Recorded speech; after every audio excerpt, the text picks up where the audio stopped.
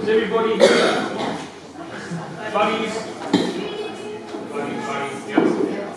Everyone here? Is anybody not here? Oh, there. Greta. Greta's got an online teaching permaculture thing at the moment. Right. Well done. Got about 2 hours. What's up? Oh God, she's upset about something. That's me. Who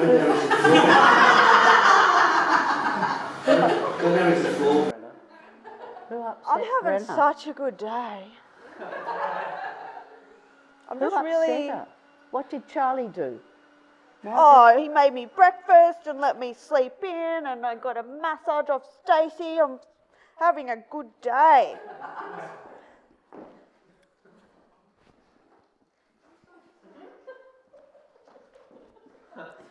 I'm so sad.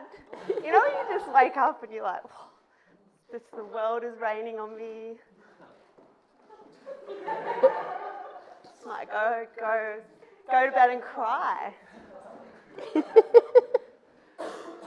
Oh, I'm so confident today. I'm just really having a good time teaching. Hope everyone can hear what I'm saying. It's very important. Yep, teaching's really my thing. Just feeling... Never felt better when I'm at the front of a class.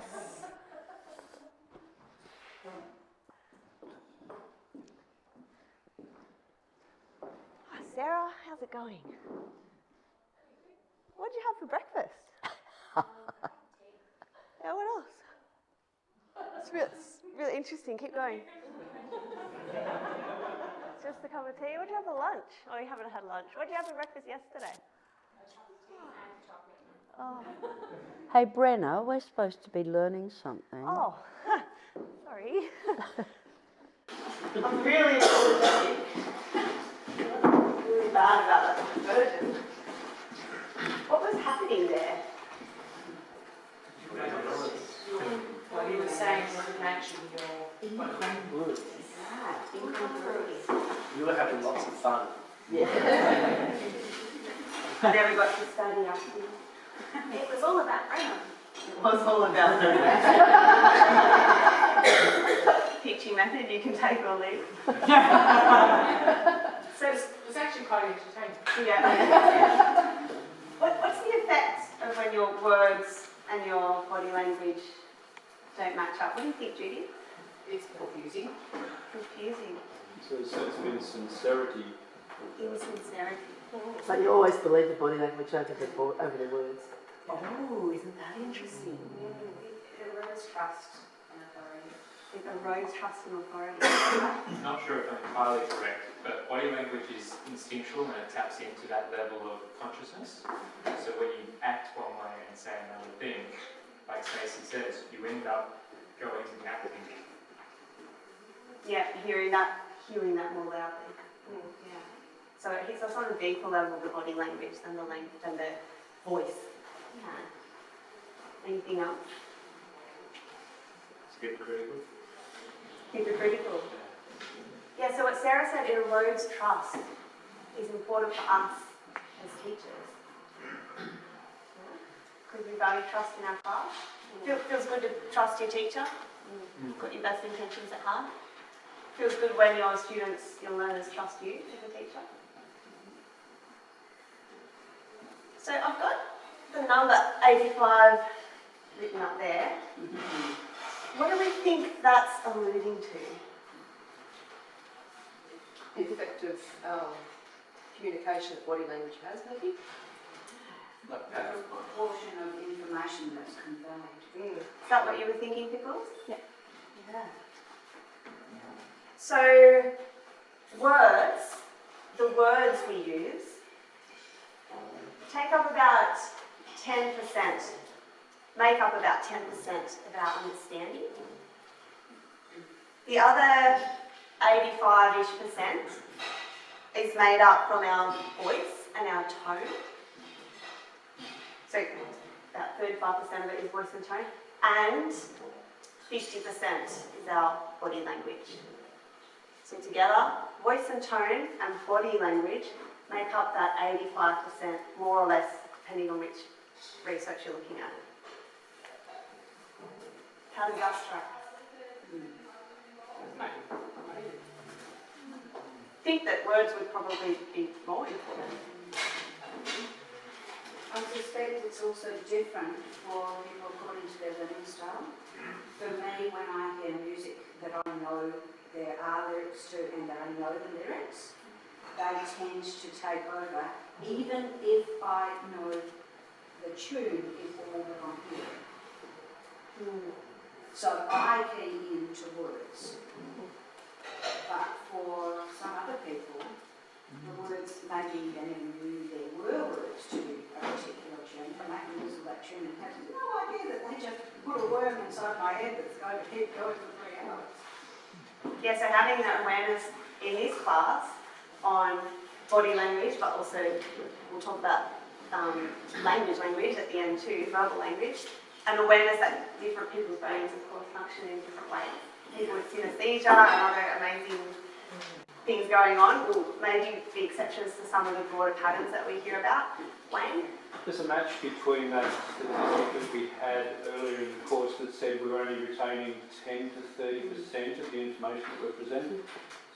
So it strikes me that there's an enormous opportunity to use this stuff that you're talking about to bump that up, because I was horrified to hear that 10 to 30% retention rate of information that's presented.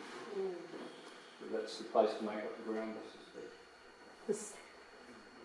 And the evidence of this comes from people who have done very, very thorough research, because it pays is the advertising world. So they work on that 10 to 15 minute is enough, and they work quite strongly on body behaviour, including facial and hands and everything else. And more films now are reducing film input of words to make it all behavioural. If you watch modern films, there's a lot more behavioural stuff than there used to be words. So, you know, there's a change happening as they're learning this information. Just a question on body language in cross-cultural contexts. Have you found that there is a lot of body language that's fairly universal? What do you think, Mike? Body language, which is which? In cross-cultural contexts, and do you find that a lot of the intuitive body language is quite universal, or Yeah. are there any things that Some are things- strikingly contrasted with what you expect? Some things are universal. I'm not sure how Brenna's going to do this, but often we run through the universals. I've just looked around you now and I've thought so-and-so's thoughtful, so-and-so's distracted, someone doesn't quite agree, and I've made that all on body behaviour, just looking around the room. And I may be wrong, but possibly right as well. So if it makes you feel uncomfortable, but there are universals. Lovely body behaviour. Okay. Thanks, Sarah. I'll prompt Ro in about 10 minutes on a couple of other points of difference as well. That might come up when we go. Yeah. I've spent a lot of time being an online student during COVID, and people really haven't adapted their presenting styles to be able to incorporate that loss of communication that you lose when you're not in the room. It's a real challenge. Yes, it is. It's very good. One of the reasons that online communication can be so draining, who gets Zoom fatigue? We're not getting these automatic cues that help us with our understanding. We're focusing really a lot on words and then a bit on voice and tone. Kath, and then we'll move on. As a presenter in terms of Zoom things, you don't get feedback from your audience either. So you don't get to read the room, you don't get to see their closing out, they've got it. I need to work with, Stephanie, what was it that puzzled you? Or whatever, because you just can't see. And so you don't get to moderate what you're presenting in the way that you would in a room. Well, that's been my experience. It's actually terrible, isn't it? It's so... It's difficult. It's a new skill. Did I miss something? Did you have your hand up over here though? I'm just thinking about the two-way loop here, that we're talking about information flowing that way, but there's so much that works because it comes back, because it's what you're saying there. But I know it's hard to work with a group of people where the energy is just disappearing or coming back and getting amplified. So this makes me think of like people who are really not with it with text messaging, and it seems like they're saying something really aggressive or rude every time. It's like, oh, we need the emojis. Just words ain't working for us. When we're educators, an awareness of body language can really help us to adapt our style, to shift the energy in the room, to help the group achieve its objectives. So together, we'll practice a few body language things. Hands up, everybody. So copy me. What if someone's doing this?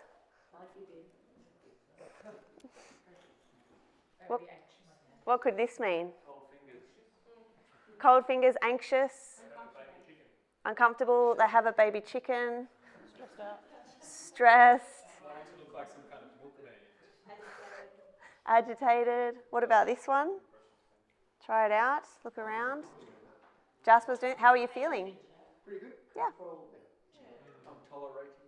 Could be control. Could be tolerating. So he doesn't look controlled at all. No. So poised. Poised. You can lose them in a moment. Trying to stay alert. Content. What about this one?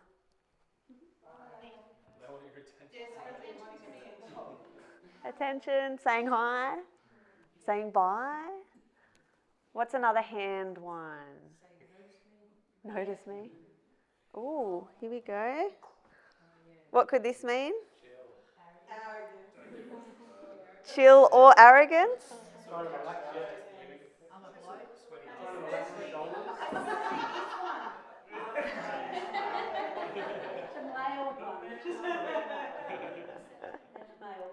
I do that because it's just comfortable for my shoulders. I was thinking exactly the same thing. It's like trying to relax the shoulders. Like giving into the fingers and sort of relaxing. It's quite nice. I feel like I do this one when I'm thinking about my own life or thinking, being kind of self-centered. Both of you are modelling Different ones.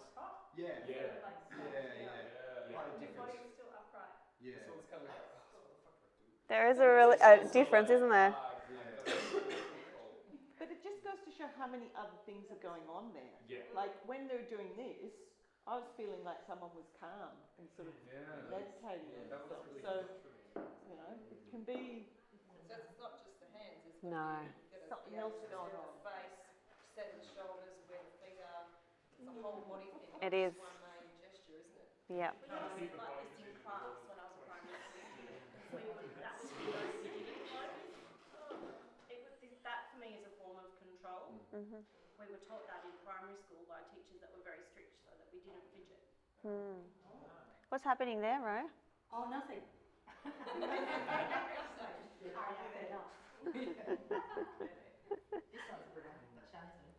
What? Well, let's work with our feet. So Ro's doing this one. Everyone tap. Everyone look. What's that mean?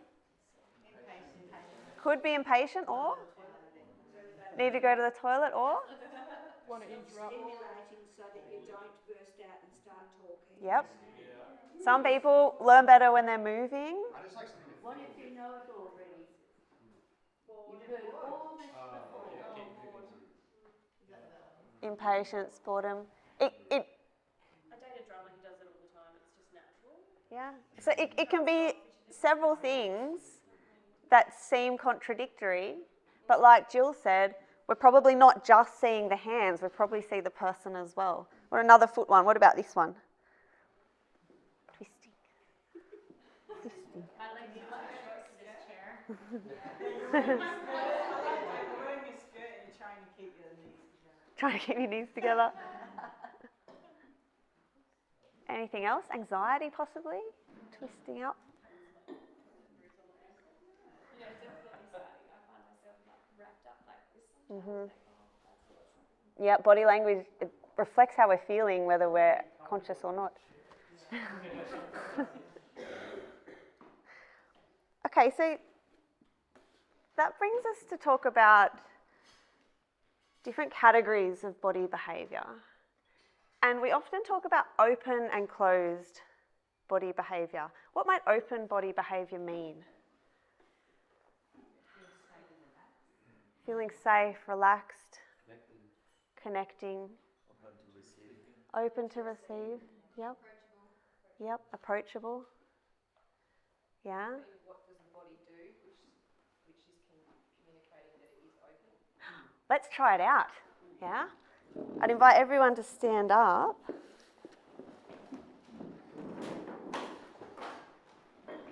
Here we go.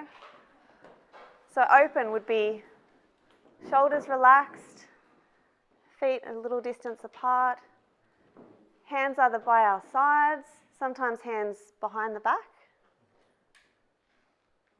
chin up. How are we feeling?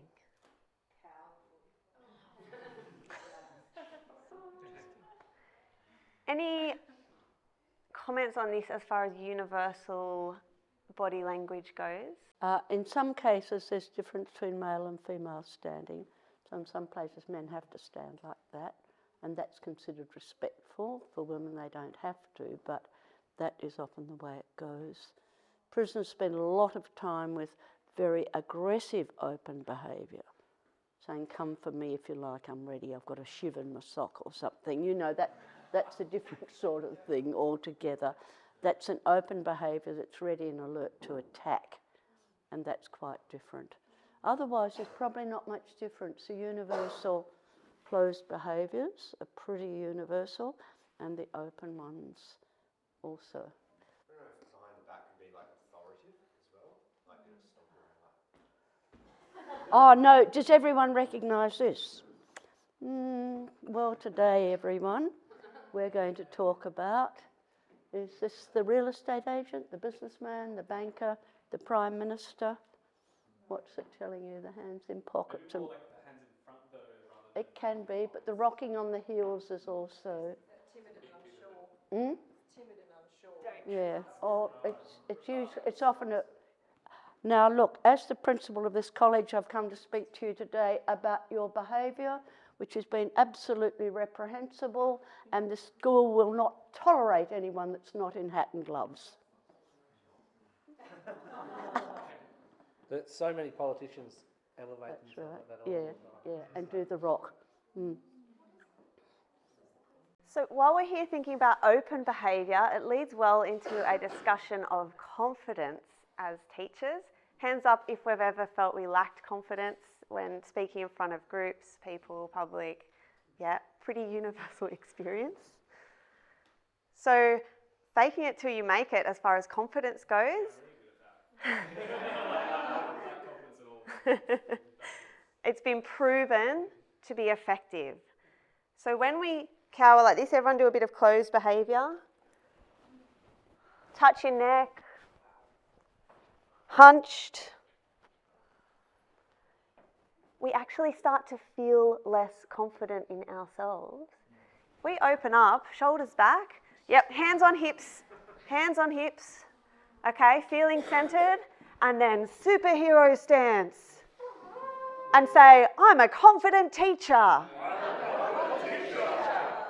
Saying that in the mirror, in the toilets, before you go out and do your TED Talk or your course or whatever it is, has been proven again and again to help boost your confidence. It's that simple.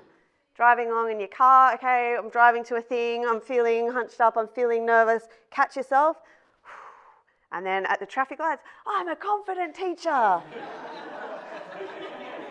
Permaculture, it's weird. What's some other little tricks we can use to help boost our confidence?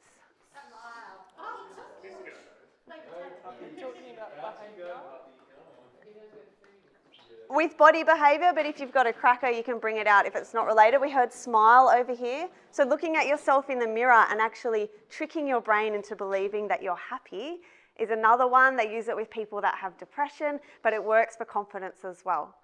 Shani, Kath, then Sarah, then Jasper. If you can set up your room and then stand with nobody there, Yes. and sort of practice. I'm going over here, I'm going over there, I'm looking at this person, looking at that person before they're even in there. It can make, well, that's what I do to make myself feel more comfortable in the space. Mine follows on from that. Mirrors don't work for me.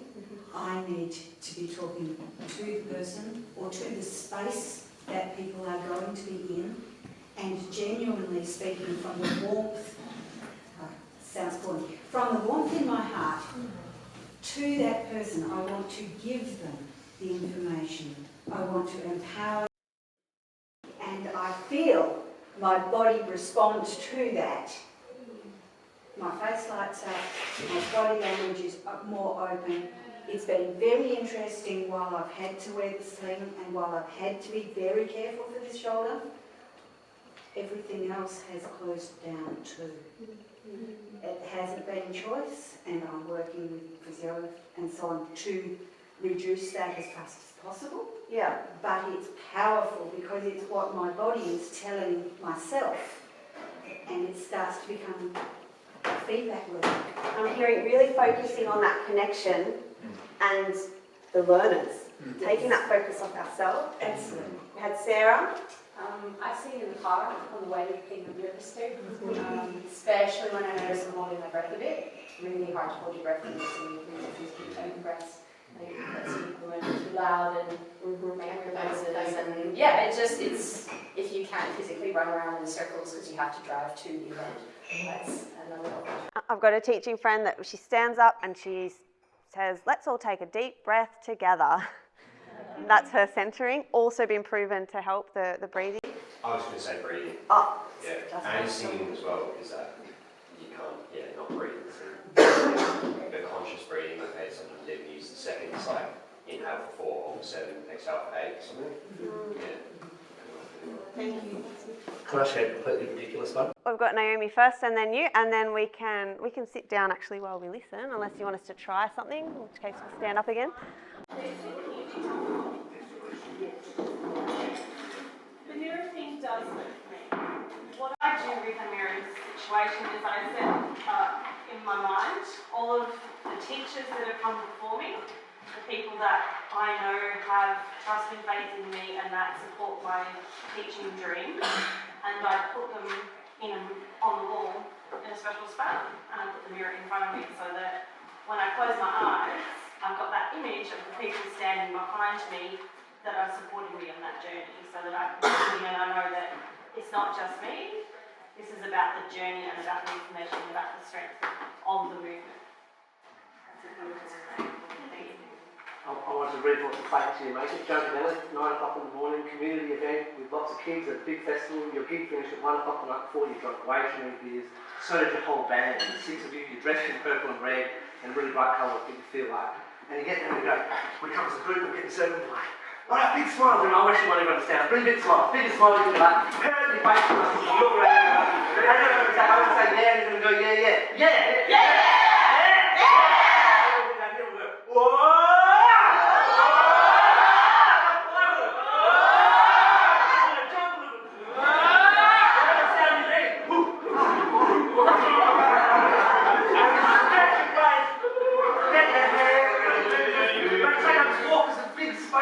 And we do that for about 5 or 10 minutes, and you actually really do feel like that will come out and hit the show like, and we're here, you can't do it, and it's funny, yeah, I'll stop there.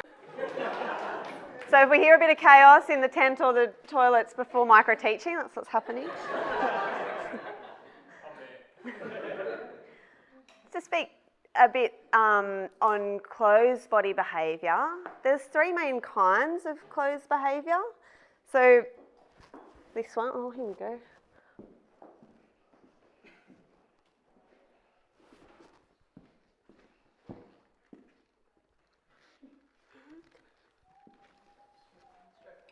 What have we got? Do it back.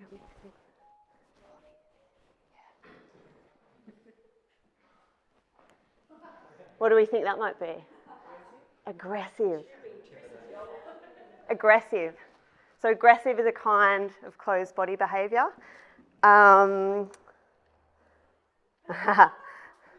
Okay. I don't know how to role play this without people. Wasn't me. Was it you? Wasn't me. I don't know why you're looking at me. I didn't do it. I didn't take Rose cup.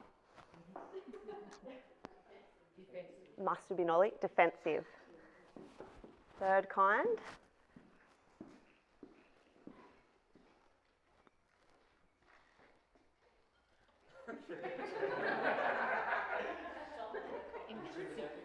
Intrusive, invasive, intimidating, invasive body behaviour.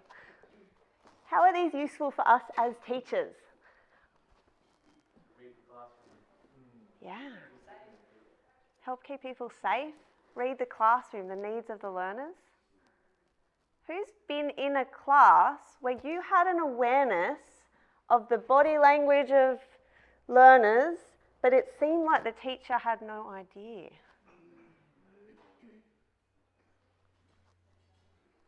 We wouldn't do that as teachers, would we? What can we do if we're in that situation?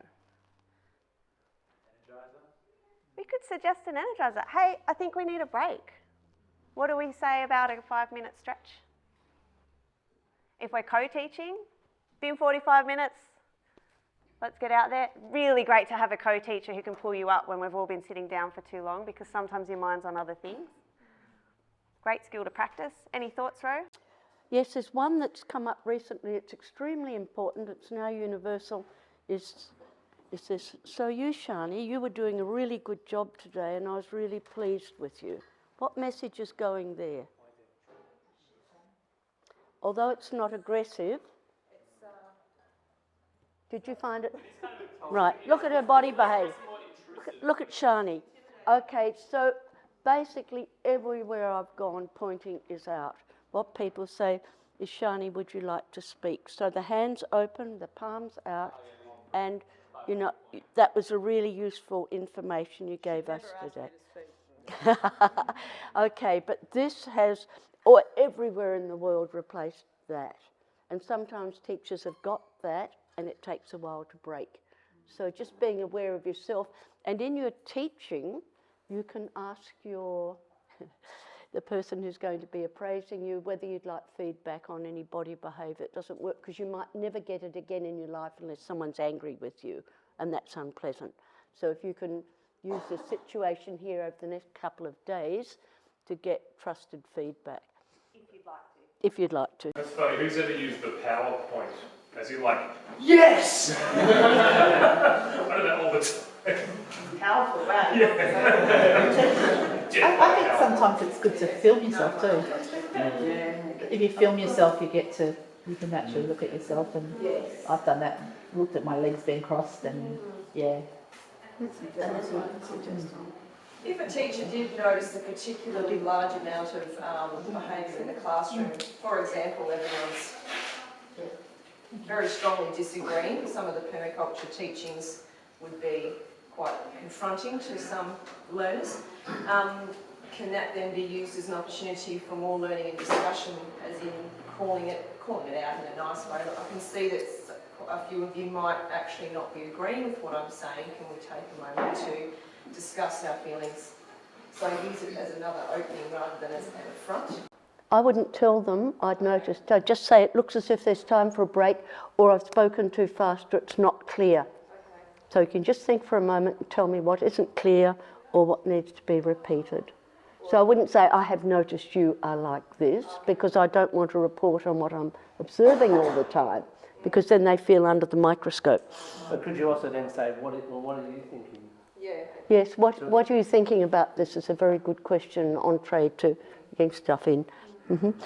There's just something else about eyes. Eyes tell you a lot. So I was noticing at the break, after people had had a break and they're outside, a lot of people were quite reflective, and they were thinking about their micro-teaching, I think. From the look of it, it was... Now, if you just practice being reflective, you'll see the eyes change. People are really interested, the eyes change. If they're getting angry, the eyes change. So being able to keep contact with people's eyes, just briefly, you're not staring anyone out, you're understanding the reception of the information before maybe they've consciously recognised. Or you get that, I'm not sure, don't know about that. and you're able to say what's not clear. You can get good at inviting people in when they're not putting their hand up. So you can find, were you just thinking about something there, Wayne? There you go. Lovely. Okay, but keep an awareness of eyes, hands and feet all the time, and then you can intervene and change your method or involve the class. Is this where it's getting hard and there's no judgment in this statement, but with people who are choosing to modify their face today or something, and you actually can't read their facial expression? So the Botox. There was a good example in there was. There's like this whole study where it's getting to recognise people and their emotions by just reading their body language and their face. Or just to get the mask. Oh yeah, even with masks and stuff. Like that's creating a barrier. How many times did you have to say, I'm smiling at you? Yeah. I'm probably I've got something to add to that, further to what you're saying in terms of filming yourself. Apparently, with people around my age and younger, the more computer literate we are, the more very much reliant, and especially in the last couple of years, reliant on social media, and particularly with selfie, sort of as a way of conveying your whole self, not just merely like a bit of business, Zoom chat, but like if the majority of your social interactions in that form, apparently that changes your affect quite a lot as well. And that's why like most 18-year-olds I talk to are like aliens. Not because I'm getting old. Not because I'm getting old. So some students want to tackle teachers. They've got a bone to pick with the teacher, they're unhappy, and situations can arise that you need to be prepared for. And can you think of one, Brenna? I'm the student. I'm the student. Yeah, you're the student. So I've just told Brenna that because she's missed the number of the attendance, that she won't be getting a certificate this time, but she can have a letter of attendance. So Brenna, there'll be other ways you could catch it. Not happy about this, Ro. Close. Not happy about this at all. Well, Brenna, I paid money for this course. This is an international course, an international standard. You can't just make the rules for every individual. I've been here for 2 days of the 6-day course. Well, that's right. That's the problem. That's the main issue. And we can't be giving you a certificate for only being here for 2 days out of 6. Okay, let's start again. We could have role played. Yeah. You throwing in a curveball in a class.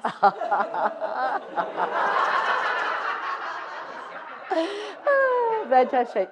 Okay, so Brenna, it's going to be difficult to give you a certificate because you've missed a lot of time. Is there any way I could, any other options? You could make it up in another course, but you might have to pay for that. Yeah. I mean, I don't have much money, but is there anything else you can think of? I can give you a letter of attendance. Yeah. Yes, I can do that.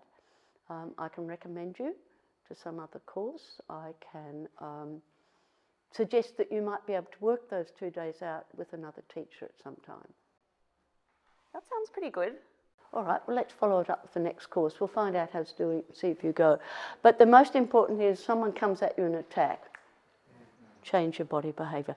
Be conscious of it because you'll go like this, and what you need to do is say, I'm listening, I'm aware, I'm onto the problem, not your behaviour, because we respond intuitively to behaviour. Now, I've just got a lovely 2-hour session on a Zoom, so I'll see you all later.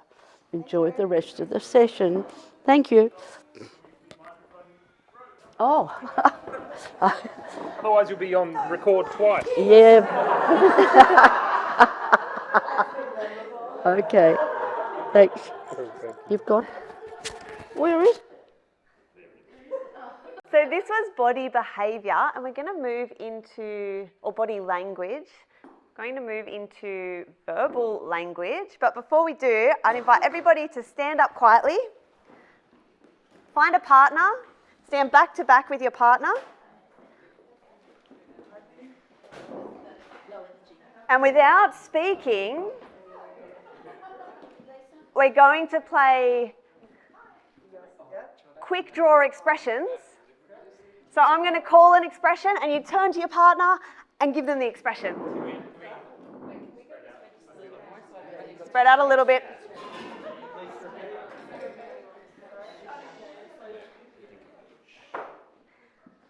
Without speaking, it's a quiet exercise.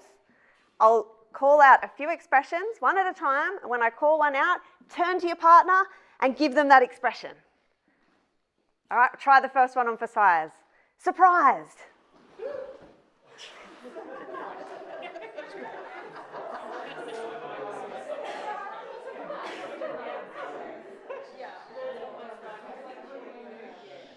Very quiet exercise. Frustration.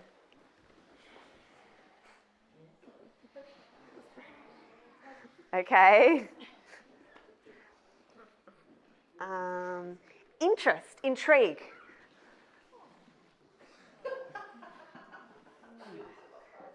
Okay, one more.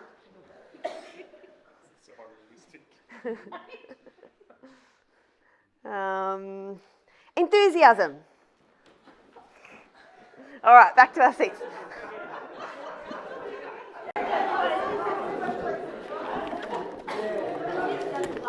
Before you move on, just discuss neurodiversity and cultural diversity. Would that be appropriate? Because some people And with body behaviour? Sure. Sure.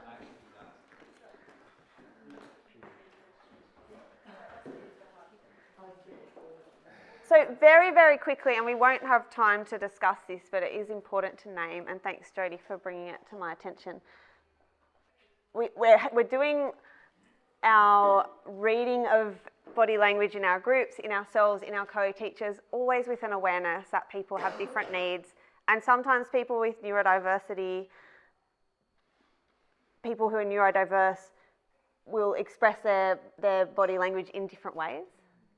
And if it's something that's new to you, I'd encourage you to pair up with somebody who's really experienced in this field and have a chat because it's incredibly illuminating. That said, I know a lot of us either have or it's very common in permaculture. Everyone's on the spectrum in permaculture. Makes you a better permie, I've heard.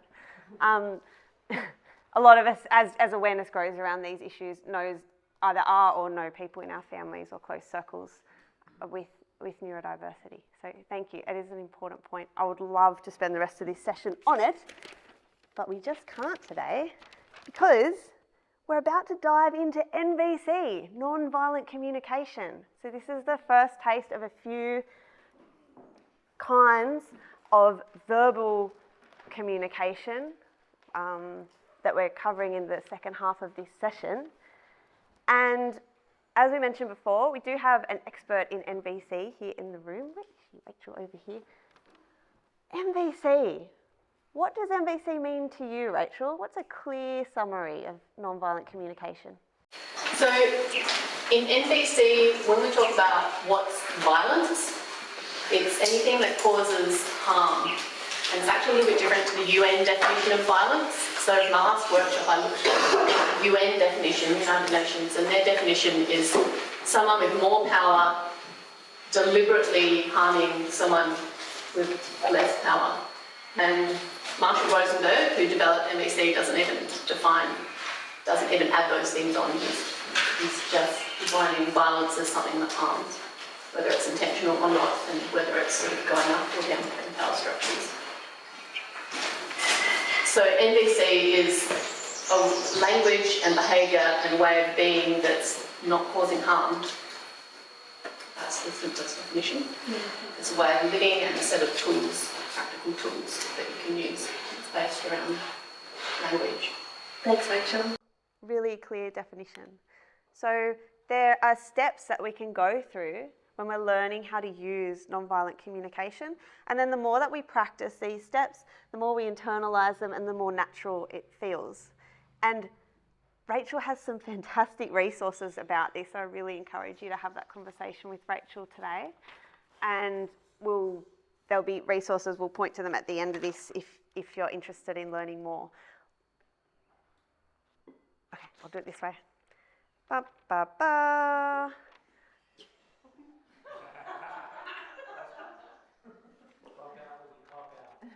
Thanks. It's a rooster. We are all living in the same Permi share house. And this is our Permi housemate. What's their name? We're not... So the shirt's based on the faux pas. It's a rooster. The innocence. We had Carl? All right, we'll go with Carl. Carlster. Carlster. Who now spells their name with a star on the end and an unnecessary S. Carlster. And a silent L that's now there. Megan, would you please do the very important job of minding Carlster so we can see them? The Carlster. Okay, so there's been a bit of conflict in our Permi share house. And luckily, we just did a PDC and learned a bit about nonviolent communication, which felt right as we started our group work. It was like they planned it that way. Really useful information. And so we're going to try, as a share house, to use NVC to work through this conflict with the Carlster. What might our conflict have been? What's Carlster done that really gets our goat in our permaculture share house? Let the goats out. What else? Classic.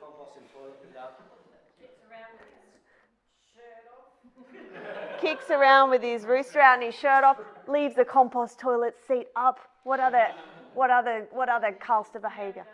Never does the dishes. Never changes the toilet roll. The toilet roll. He's on the vegetables. I think we've got a winner on the lettuces. Yeah, it's on the lettuces. Okay, let's go with that. That seems like that's a real Carlster thing to do. It is. I've seen it myself. Okay. So the first step in our NVC process is to clearly state what happened. Is saying, Carlster, I don't like you and you should leave our share house. Is that clearly stating what happened? Is saying, Carlster, you're a terrible housemate. Clearly? Carlster, your hygiene and behaviour is awful. But sometimes when we're emotional in a conflict situation, we can speak this way. So conflict is a difference of opinion with strong feelings attached. A difference of opinion with strong feelings attached. And NVC is one of several tools available where we can take out those strong feelings. And we can have a difference of opinion, that's fine. It's the strong emotion that makes it conflict. So we're stating what happened. Here we have, Carlster, when you pee on the lettuces... Salad dressing doesn't taste as good. Oh, no. Oh, that landed somewhere. Hope everyone's okay. Grab one, pass it on. Grab two if you're feeling enthusiastic, pass it on. Grab a couple, pass it on. Grab a couple, pass it on.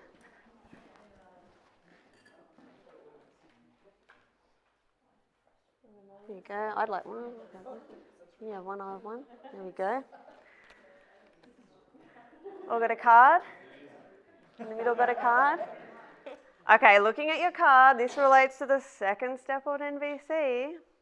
We're going to go around the circle and show with our body language, as we say, the feeling that's on our card. And this exercise is useful because the second step is when we talk about how we're feeling in our Carlster situation. And it's quite difficult to think of more than 4 or 5 feelings. What are we, happy, sad, scared, frustrated, anxious. Realising that the salad dressing tastes off. Yeah, not a feeling, but yes, feeling it. And saying, Carl Star, I feel that that's a shit thing to do, not a feeling. I feel that. Let's course correct. I feel you what? A rascal. Yeah, see? Okay. Apologies to everyone in TV land watching this. So we tend to avoid connecting in with our feelings, and as a result, it's actually quite challenging to think up feelings in the moment. So let's go around the circle real quick. Mine was peaceful. What you got, Shani? I got glad. Curious. I was excited, Grateful. confident, Nervous. Hopeless. Surprised. disappointed. Right. I got overwhelmed. Conflicted. Cautious, joyful, and scared. Cranky. And annoyed.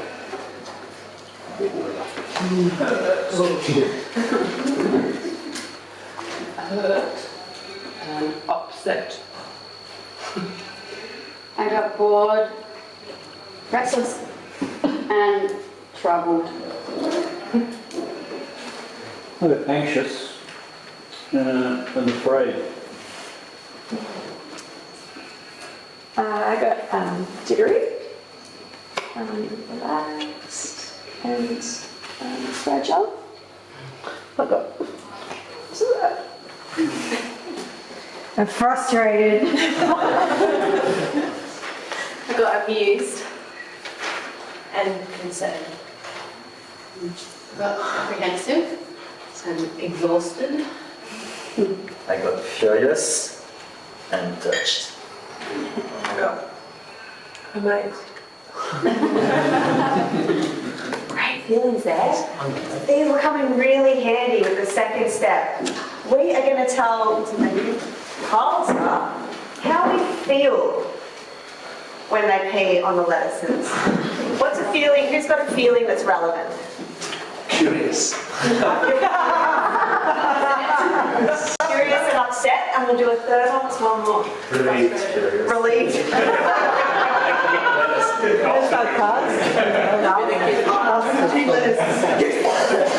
Confused because you've got a whole citrus orchard. Yeah, maybe he's causing a bit of trouble. All right, okay. When you pee on the lettuces, Carlstar, I feel curious, upset, and relieved.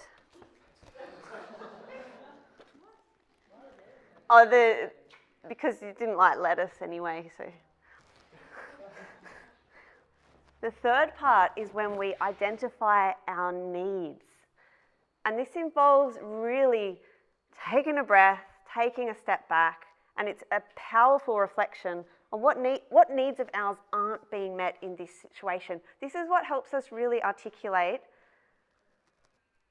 the tension in this situation in a non-violent way. What needs of ours aren't being met as housemates? To feel safe eating lettuce, to have clean food, needs for hygiene, needs for respect. Need to fertilise the citrus trees that aren't being weed on.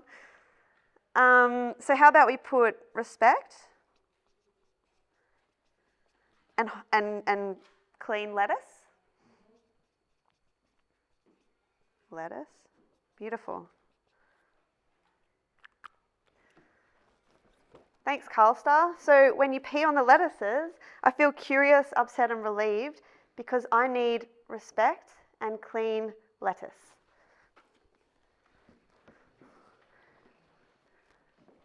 Now, a word like respect can be quite ambiguous for some people. We know for Carlstar we've actually put that in our housemates code and we're all on the same terms. But the need for clean lettuce is very clear. So we make it as clear as we can. The fourth part of NVC is our gift to the person that we're speaking with. This is their way out of the situation. Would you be willing to? How would you feel about?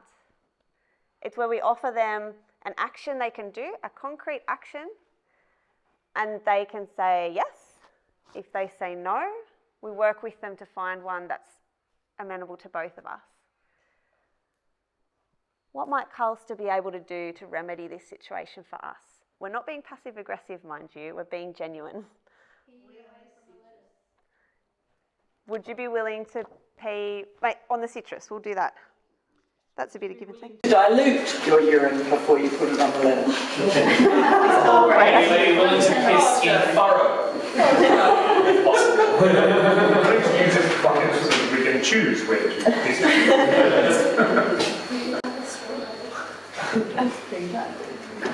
Piss on earth and urine heaven. Thank you. Carlster, when you pee on the lettuce, I feel curious, upset, and a little bit relieved because I need respect as per our housemate code, and I need clean lettuce for lunch. Would you be willing to pee on the citrus instead? How's that feeling with this, what was 5 minutes ago a tense situation? What's Carlster possibly going to say? No. Sure. Why do you feel relieved? Oh, this cat doesn't like lettuce in this example.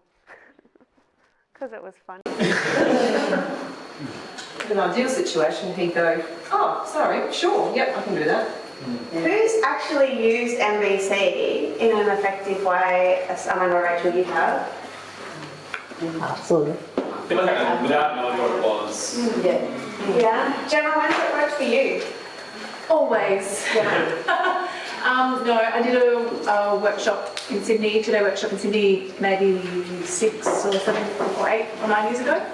And I don't always use it in classic form because sometimes you forget in the moment. But I do kind of tune into my feelings and then my needs, and then try and express what I require in a non-combative way. So take the sting out of my language. Jasper, anything to add?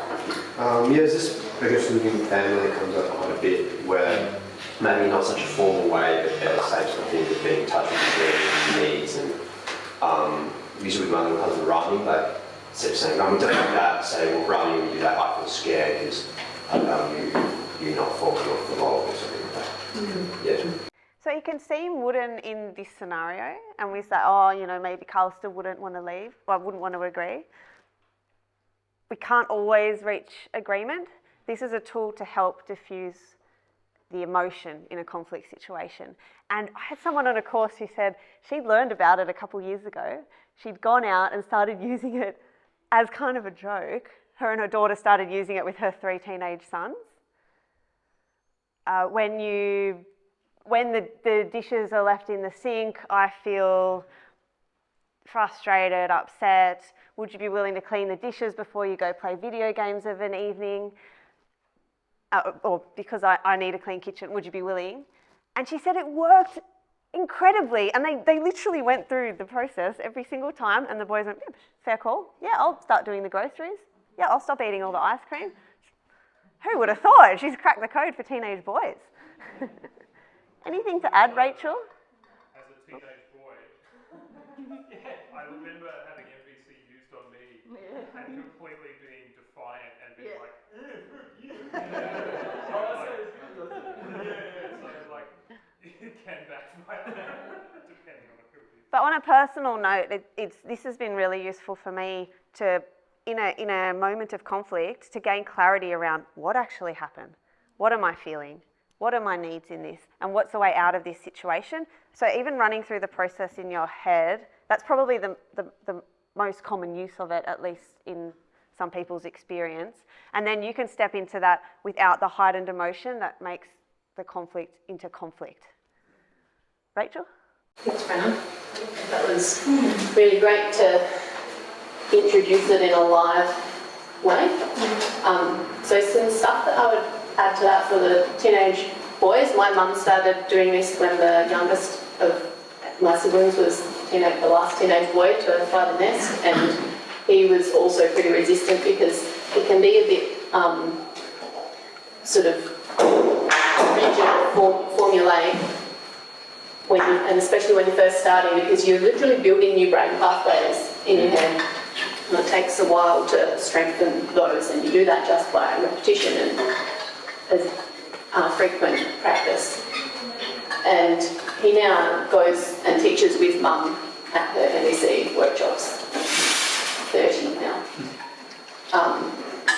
So there was some resistance at first, but it's been the most useful tool that I've found at just more effective communication, so getting everyone's needs met. And if you had come through here and then you ask a question, you're trying to make, by the time you get to the request, you're trying to make it as doable as possible, something you can imagine they could say yes to. And if you get a no, you can hear the no with your NVC ears on, your draft ears on.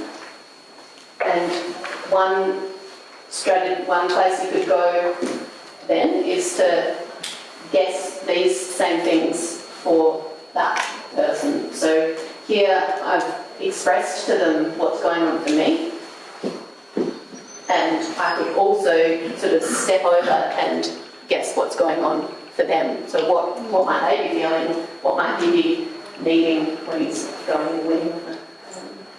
And I would also add that if you're going to, the core part of NVC is the needs. There's other sort of ways of, there's other ways of talking about emotions and feelings and like connecting to myself. But the really core thing here is human needs, and needs being universal and valid. Sometimes even need is a trigger word for people. So you could call it qualities or values. It's not a great English word for it. But if you're going to drop stuff out, keep the needs, or go to this one as the most important. And the needs are not person specific. So really try to work on phrasing your sentences when you're learning in maybe 3 words. I need this. Because as soon as you start saying, I need you to, just need you to be a better person, I need the dishes done, you're at the strategy level already. And so I need order is something that I can take responsibility for. And once you can sort of step into that, then you're much more likely to get your needs met because they're in your control.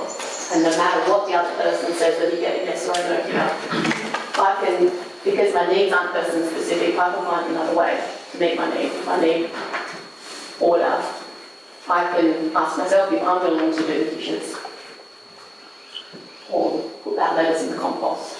So Rachel, you say for the need bit that you're drilling into, like rather than do the dishes, you're drilling into actually need order, the actual why you need the dishes done. Yeah. So the bigger need underneath the actual action that you want done. Yeah. What's the universal valid human need? Yeah. And one of the things that I brought in is my needs flags, which I had the idea of from Lauren Scanlon when she was living here at Fair Harvest. I think I did see them up. She had them up in the common room when I was in the farm, I think. And they were trying to have community meetings, and there was sort of a group of Hermies and family and sort of people here living here for the permaculture, and there was also some surfies who were just living here for the beach, and they were struggling a little bit to get everyone on board with making community decisions on the property. And she put her beautiful flags up in the common space and was sort of frustrated not being able to connect with these guys. And then she came in for breakfast one day and these 2 guys were standing here like, oh, yeah, I think mine's flow.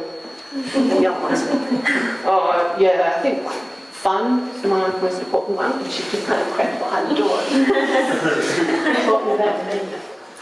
That's really good to clarify, because when I'm heard people do NVC or try to do NVC, and there hasn't been that need there. There's the like, when this happens, I feel this, and then here's how I want to try to control you to get you to do what I want. But the needs really brings it back to that universal like empathy, like, oh, I need that too, or I can see that you would need that.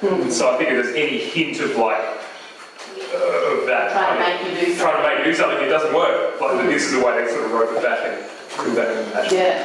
The other thing I could do is put a ribbon around the space, and so when we're stepping into intent, which is what we call the dance floor in NVC, where we lay the sentence out and actually walk through it, which feels really useful to just move through different physical spaces. And when we step into intent, we're stepping into an intention to connect or to be present with the other person, rather than our general operating system of violent communication, which is usually the default for most of us, where our intent is probably to manipulate or punish or control. So we'll wrap up soon, and I'm aware that Judy has a question as well. And if you could say what you're about to say, and then let us know what resources you've got as well, Rachel, that would be fantastic. So one of the tools that I've started using in my workshops is a little cue card. So you've just got something small that you can hold in your hand where you can just have a little pool of feelings and needs accessible, because it's hard to do that in the moment. And I'm happy to talk about micro practices and how to embed that into your brain. More about it in the next couple of days. And you've got a dance floor. Maybe we could leave that out kind of around here for this afternoon. We can have a look in free time. So feel free to move through the dance floor. Yeah, it's like a map of the conversation. Ah, great. Oh yeah, later there in the centre. That's beautiful, actually. Judy, what were you thinking? I find with my family, who are not teenagers anymore, but sometimes behave like they are. If you're very specific, like if I said, I need they always say, your problem. Your problem. And you're just a control freak. But if I say I need benches clear so I can make lunches in the morning, make my own breakfast, then they respond to that. Yeah. Very, very specific. Yeah, as long as you're clear in your head that when you say I need benches, clear that you're in a request. And underneath that is your human need. So when, I see. So if they say no to that, they're not saying they don't actually have control over whether you get your need for order and calm met. They're just saying no to that strategy. So conflict is always at the level of strategy. It's in NVC, we're trying to find a way to hold both the needs of both parties in a power with relationship. We hold both of these things. We've got more time, or no questions later? We could have 2 questions. Actually, just a comment, just thinking about this and the body language that was being discussed earlier, and how important that body language is in this process. I've had a friend who was very new to learning this, go through these steps, but he was very new at it and was really annoyed and was actually very passive aggressive in his tones and body language the whole way through. Very, very confusing. But yeah, just everything you said about body language, I found so important in that process. Nice. Is there anyone else online? I've got one that relates to this that I'm not sure how it fits, so I really can get more advice. But when I've got difficult conversations, one of the ways I found works well is that you go walking, so you're not actually pushing this energy that way, and it goes really nicely. So maybe you go walking somewhere together and have that conversation, so you're not actually facing each other. Especially with men. Yeah. Right. Yeah. Yeah, what I've done. As in, between 2 men, or if you're... Well, or if you're a woman, well, I mean, in schools, if you wanted to. I always used to talk to the boys who were in trouble on the swing set. Oh, yes. So we would swing, we would talk about whatever was the problem, so they were able to get it out or whatever. And with the girls, though, I could sit and... They're really, They're very... Whereas a parent in the car. Yeah. That's why, and I'm sure that's why some parents drive their kids to school, because it's the only time they get to talk to them. Or a job, any kind of job in the house where you teach your kids, like we taught our boys to dry dishes. People go, you got a dishwasher? Yeah, but they stand there and talk because you're doing something, they're doing something, and then the chatting starts. Yes. Every time I was ever learned permaculture was when I played Chinese and you teach them all the way to school every day. No problem, perfect. All right, Gemma, and then we'll wrap up. Just one last thing, when I did my workshop, being able to identify feelings and needs is a kind of fluency, I suppose, and it doesn't always come naturally to everyone. Being able to articulate, so for the next couple of years, every night when I went to bed I had a sheet of feelings and a sheet of needs. Only a couple of minutes, what was one thing I felt today and what might I have needed, just to run it. Excellent. Yeah. Brenna, I'm just going to add, regarding the body language, when I did as a mini person on a festival, I had a bee sting on my hand and it was throbbing when my hand was down, so I did the whole workshop, just had to hold my hand up like this, and afterwards people were like, oh Rachel, like it was so beautiful seeing your hand and your heart. Thanks, Rachel. Thanks for letting me put you on the spot, and we're very lucky to have you here in this course with such wisdom. Rose also had a few printouts along the lines of NVC, so if you're a printout person and want to take them, come grab them afterwards at lunchtime. We'll just leave them there. Just spares that she had kicking around. Yeah, maybe pass them around towards this way. And those cards you can download freely available. Just Google NVC feelings cards or needs cards. There's a needs set as well. You can download and print them out. There's some apps. Oh, those words, are they available somewhere? Or they've made them up, they've done them together? Rachel, were the words on the bunting from the online set of needs, or they're yours? My set and made with some of my practice groups. Yep. So some of them are not my most favourite group of words, but sort of made in collaboration. Great to have those up in every course you ever teach, isn't it? Yeah, just like short. Well, I was actually thinking when we were talking about creating a classroom space, if you had a very sterile environment, that would be one way of changing it really quickly. You wouldn't even need to refer to it, actually. Or, you know, just have it there. And, oh. Your own set of teaching bunting. Yes. Sewers will take over the world. So moving from NVC, there are a few other ways that we can practice effective language strategies in our teaching. One of them is what Ro calls the 3 A's. And we've been modelling them a bit in this class. They're also things that you might find you use quite naturally in conversation with people. The first is approve. So when we're approving as teachers, teaching hats on for now, we're reinforcing all of learners' efforts with some sort of praise. We're giving warmth, we're giving encouragement. We're not being false, we're genuinely enjoying their comment and recognising that their contribution contained some effort on their part and was made in the trust that it would move the group forward. So examples of this would be, that was an interesting contribution, thanks Shani. Or, what a powerful way to name that, Pat. What else have we heard on this course? Examples of approving. Lots of gratitude, thanks.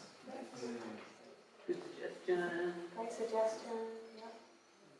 Good question. Yes, yeah. Yes, Anne? I'm glad you mentioned that. And often, I mean, you would have felt this in our micro teaching. When you throw something out to the group and somebody answers, you do feel grateful. It's a natural instinct to approve. What's the effect of this first A, of approving, on the class? Builds up, feel safe, boosts confidence, encourages more participation. You say that at the same time, Wayne. Jinx. Natural authority. Oh, interesting. We'll come back to you, Wayne. What's your take on that, Jasper? Well, it's more of an interaction between you and the teacher. So I guess there's more of a relationship of respect. well said. Wayne? It creates a positive atmosphere. So this whole thing about trying to look for the solutions rather than the problems, it's an extension of that, a mindset that I've been trying to work on. Models and sets the culture. Yeah, it does. It does. It sets the culture. So positive classroom environment then translates to outside the classroom. I've been in a class before where a teacher was, no time for that, don't have time for that, someone talking, cut them off. And then the class with that energy, it's a bit discombobulating as a learner. You kind of go outside like, okay. Time management's more important than learning.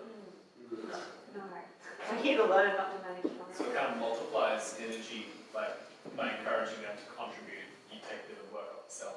Totally, yeah. That's a very big too. And on the flip side, it makes you fear the teacher if you constantly getting cut off or with a third. And so therefore it's like, okay, over you do all the work. Yeah. So that's approving. That's Before you stop, before you go on, Yep. you are the master of that. I have to say, I've watched a lot of people, and I don't even know that you're aware of the things that you do to actually encourage that. Has anyone else noticed that? Shani. Like, it flows really nicely. It's it. She moves forward. She snaps from here to here, and we're all right there with you. You do it so well. Thanks, Shani.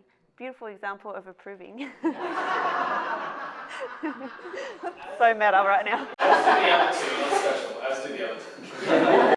Oh, they do. They're not here, though. Yeah, they're not. And Brenna, you followed that up with another example. Getting too many layers now. I don't know how many hats we're wearing. The second A is called avoid. Ooh, that sounds a bit weird. Okay, what does it mean? We're avoiding two things primarily. All questions requiring a recall of facts.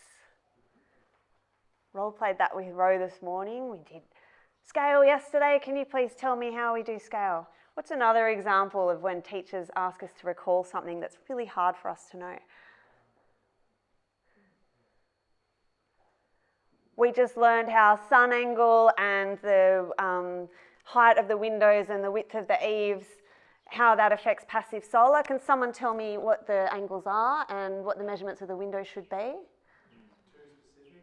Do they need to a right or wrong which can undermine people's learning? Yeah. It puts people on the spot in a way that if you don't have good instant recall, feel shame. And do we learn well when we're feeling ashamed? No. It's a huge barrier to learning. It sets up, oh, sorry. I was just going to say, is that just in a one-on-one situation, or is it okay to put out to the group? Can anyone remember, blah, blah, blah? Like that's fine. To a point. Yeah, no, it's fine. Leave a few seconds pause.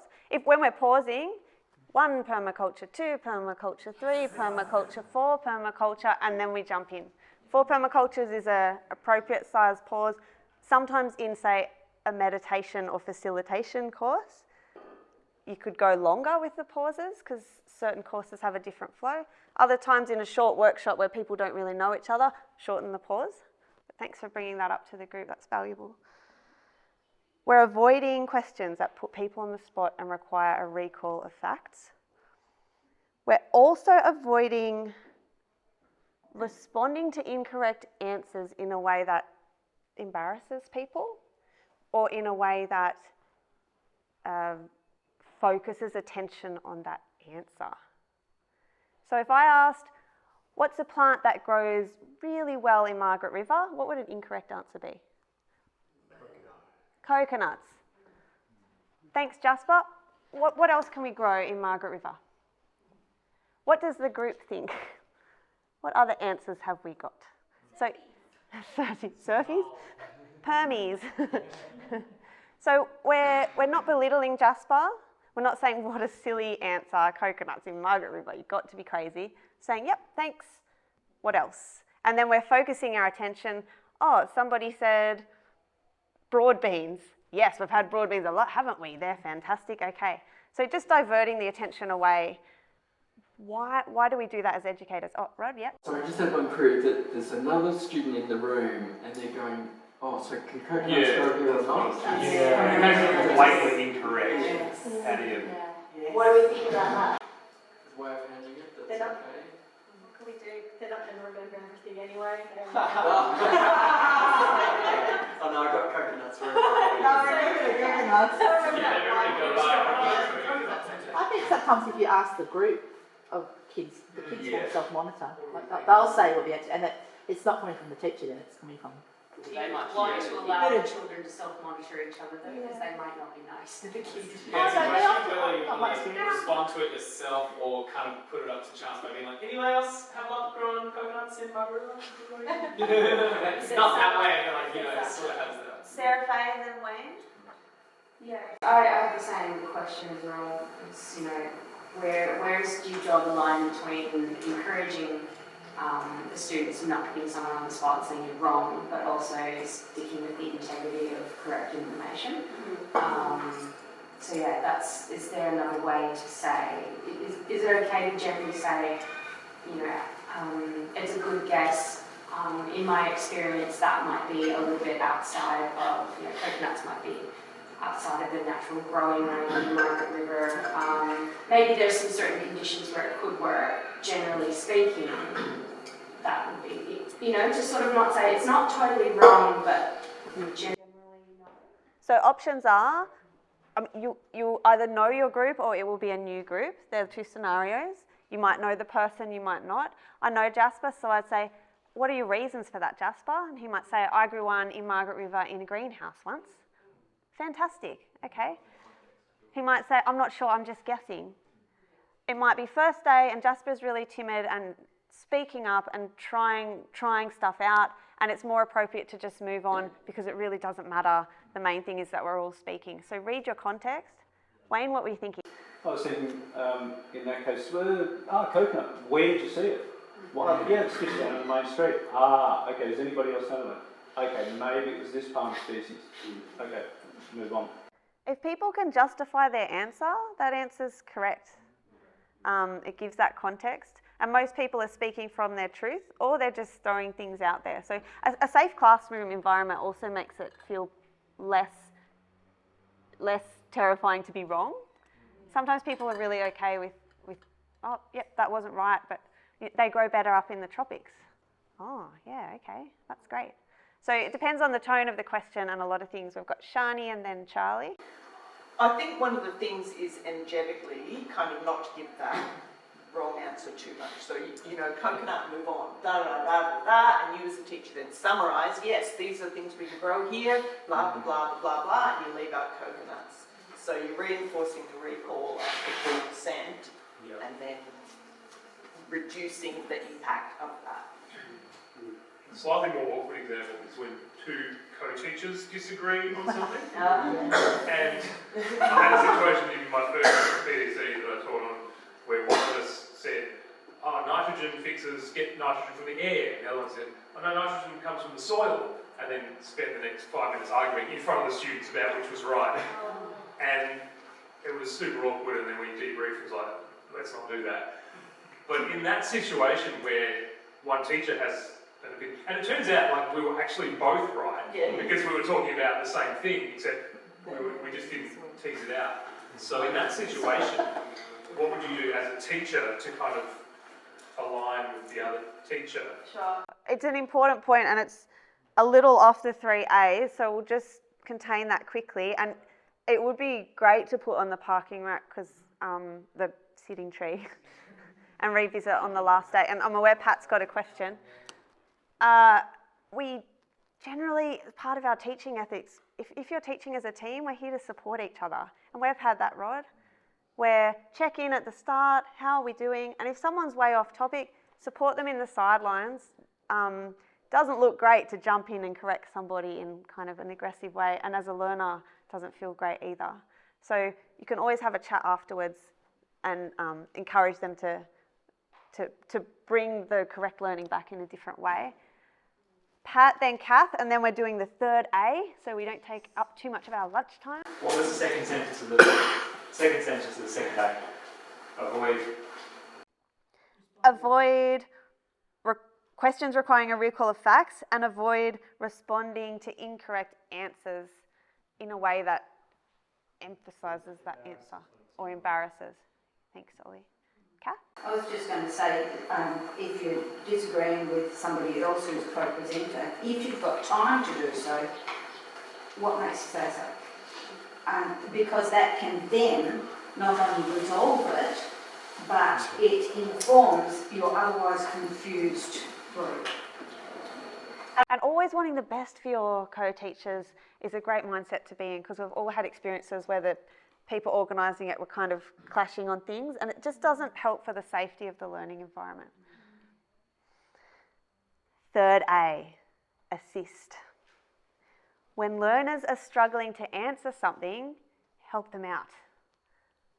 So what do you think about that? What else? Okay, so if we ask a question, what are the sun angles of Margaret River? And people say, oh, and you get blanks everywhere. That's your cue. Read the body language. That's your cue to think, oh, we don't remember that thing. It might be on the board. We might have just covered it. Great. I'm going to assist. I'm going to step in. Remember the diagram we've got up on the board. Can someone read it for me? Some other ways we can assist with our questioning. We've seen a few in this course.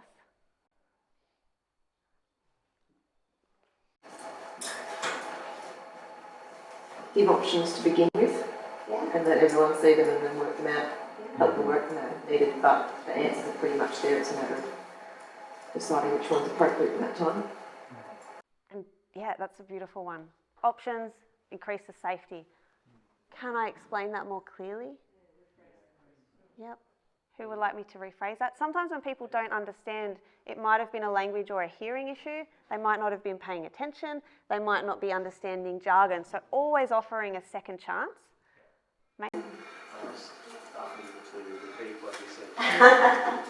Which part? The question. Which one?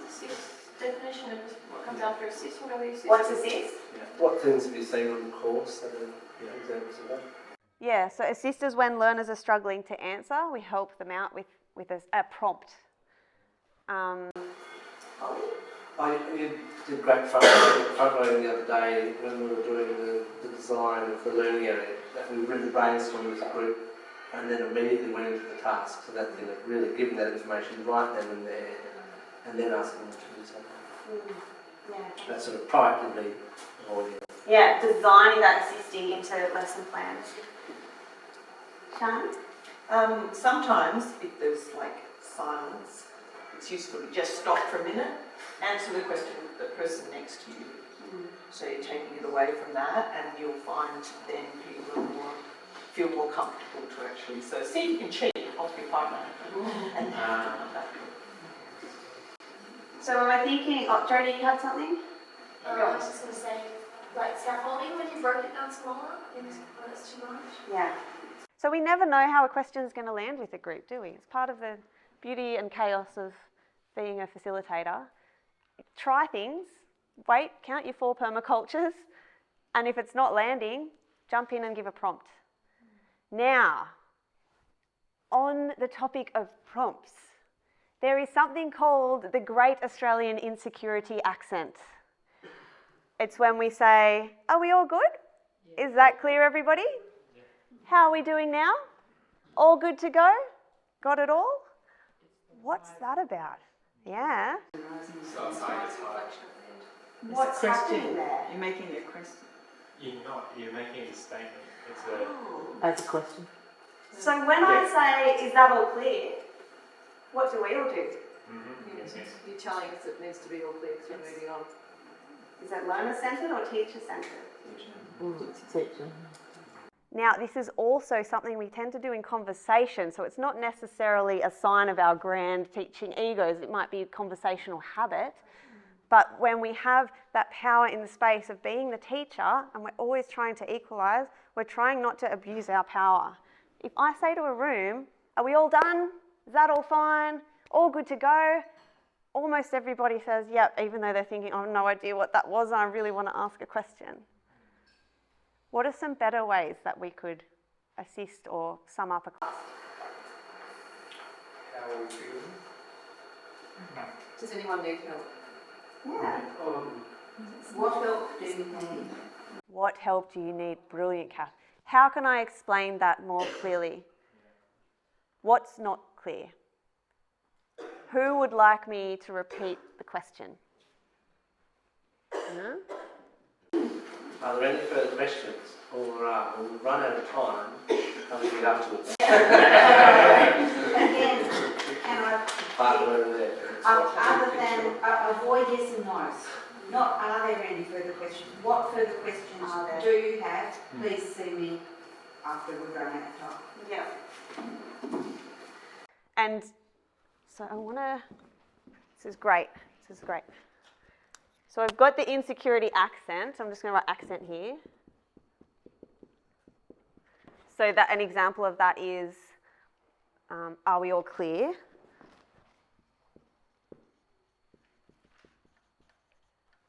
With the tick at the end, are we all clear? Then we've got avoiding questions where people can say no. Mason's a really great filter for that one. Yes, no questions. And these can take years to get good at. Also, when Ro was introducing the concept this morning of not asking questions that can have a yes or no answer, she probably accidentally asked one that had a yes or no answer, and none of us picked up on it, and we had an opportunity there. And then the third one was anybody and everybody. And I do this all the time. A lot of us do. It's a conversational thing. Does anybody? Can anybody? Would anybody like? Just say who would like. It's clearer, it's more concise, and it feels less fluffy. We're more likely to jump in and think, who would like? I would like to speak. It individualises it. If you say anybody, it's you're a group, you're a collective. Who needs help goes back to an individual. Can I suggest a strategy to help work on these things? Sure, love that. It's funny, I've had a few side conversations about feedback, which I won't get into. But when you're targeting a behaviour yourself, that you request from a co-facilitator or even participants to say, well, I'm working on this specific thing, can you keep an eye out for it and let me know if I do it? To actually, when someone's observing you and you've got an intention of what you're trying to do, it's very, very powerful. Yeah. To actually know what you're trying to change and request someone else to be looking at that specific change. I really want to make sure I don't ask questions and get yes, no answers. And I'm really trying to do that. Please let me know if I do. It's so hard when you're in it to be aware of it. So. And not in front of the group at the time. No, unless it's a teacher training group. And anyone who's learned a language will know that you pick up these habits and it's so hard to break out of it. Having someone reflect that back to you can be really useful as a learning tool. We're not expecting people to even really focus on those three in this course. It's a tip for really high level clarity in your teaching. It's not something, if you're a beginner, that you really need to dwell on too much. But if you're looking to take it to the next level, park it in the back of your mind. And I was talking to a few people yesterday, teaching skills are life skills. So they weave in and out. And this can help us in our clarity with conversations, one-on-one, in our families, partnerships. Yep. So we've covered a lot of ground today in this session, and I'm constantly glancing at my visual notes, which I've been sticking up here, which I'm very embarrassed about, but you're welcome to look at them and take pictures if they are inspiring to you. They'll make no sense. Pat's done some amazing ones too. They made no sense to me, but gosh, they were exciting. This session, body language and verbal language. We looked at how having a difference between what we're saying and what our body language is suggesting can destroy trust, make us feel less safe as learners. We talked about the 85%, that body language, voice and tone are actually more important, much more important than the words that we're saying. We played a bit with body language, found out that things can actually, the same kind of body language can mean two seemingly oppositional things, but we're obviously scanning the room and scanning people's whole selves while we're in the teaching position. Did a bit of closed body language, bit of invasive, a bit of aggressive. And we did our open body language too, which we've seen is proven to help confidence building. And if you're not feeling confident, ask other people here what tricks they use, because finding one that lands with you can make all the difference. It did for me. For years, never be a teacher. It's bad for me. I hate it. It is so hard for me to speak in front of people. This is not the job for me. I'm not a person who can do that. And I found a couple of tricks that really turned things around for me. So it really is possible to get to the other side of feeling a lack of confidence. More than possible. Not even actually that hard. Didn't even actually take that long. We looked at NVC, and then we went through the 3 A's and the great Aussie insecurity accent. So before we head to lunch, I'd love to go around. What was something that stood out for you? And we'll say it briefly in the interest of going to lunch. If you'd like to start. Go again. Yes, no questions. Yes, no questions. Would you like to answer? The whole NVC process is fascinating. Hearing the 85% again, I don't get that before, but reminding of that. Just becoming aware how important language is and the way you can word something can really change the conversation, the outcome that you're hoping for. Okay. I like the NVC dance floor and stepping into the intent of that conversation, that person. I love the clarification around not what I want, but what I need. Not the action I want, but what the actual need is underneath. Yeah. Everything. Yeah, same for me. Yeah. Focus on needs. All of that, but the 10% figure on information has given me some food for thought. An introduction to NVC is awesome. Yeah, all of it. I really like the idea of teaching role paying attention to body language and sort of reading the psychological climate of the room, adjusting, and I really like the approval and thinking about different ways of doing that. The Aussie insecurity accent. Oh no, I do that all the time. Oh no, now I'm going to be aware of that. Thank you. The reminder of the universality of needs as opposed to desires as strategies, and the idea of putting the needs up as bunting in us and building space. Love it. think I like Loved it all, especially the basis for natural authority towards the site. NVC bunting needs as a communal help base.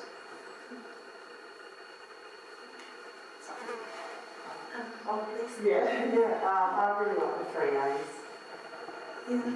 I think that was a beauty, that NVC. I'm just like overwhelmed at how much there is to remember when you're trying to be a confident and effective teacher. Like you just really have to become aware of yourself. I'm feeling at this point that I possibly need some therapy before I can actually do it. It's all just a process. Perfectly put. Thanks for the NVC stuff. Great session. I really got a lot of value out of the confidence stance and how we can improve that. Jess, do you want to go? Yes, no questions. The actual definition of conflict is a difference of opinion with strong feelings attached. Really puts something in there that actually makes it far less confronting than what it can be, just that word conflict. So it can be broken down. Just learning about different ways to be an effective teacher. The talk 30% or less was pretty mind-blowing for me. I was like, I see a lot of that information. You need that, but you obviously people have very different aspects of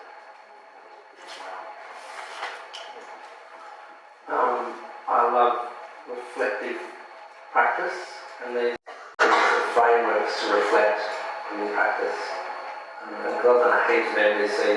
Every time we've had it, it's really powerful. It's just that it was mentioned lightly, but it's like, yes, it's so powerful to reflect and try to understand yourself. Not to be perfect, but just active reflection. You can't do all of this all the time. Don't really can't. You can't yet. Really practice it. That's what it's saying.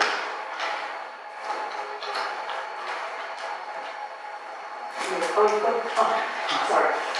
That concept of genuinely enjoying comments while trusting that that conversation is going to move forward. I really liked Ollie's how to ramp yourself up before something and bring the energy up. I wondered if we could do a really short version and then we'll just go straight into lunch. Yeah, different one. No, Megan went. Megan was first. A slightly different one. Yep, let's do it. Big side.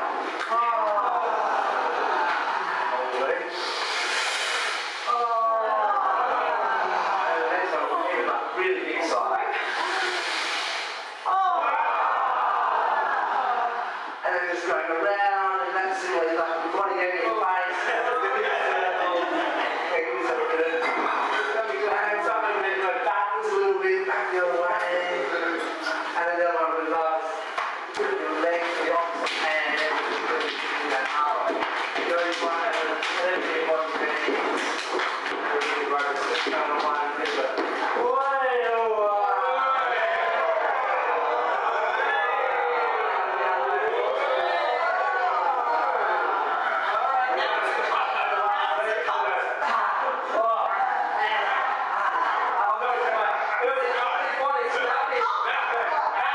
Yeah.